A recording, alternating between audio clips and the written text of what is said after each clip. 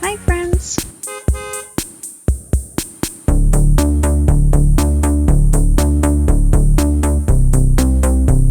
Rexton is a charming community in Kent County, New Brunswick. It sits along the picturesque Richibucto River, which has been vital to the area's development. The region is known for its lush forests, rolling hills, and serene waterways, making it perfect for outdoor enthusiasts.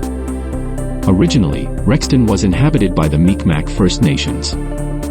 Many of their descendants still live in the nearby Elsipogtog First Nation. In the 18th century, Acadian settlers moved into the area, followed by English, Scottish, and Irish immigrants in the 19th century.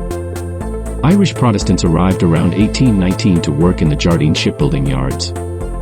After a survey in the 1820s, the settlers received land grants. The first bridge over the Richibucto River was completed in 1850, boosting commerce and communication. Originally known as Kingston, the settlement's name was changed to Rexton in 1901 to avoid confusion with other places named Kingston.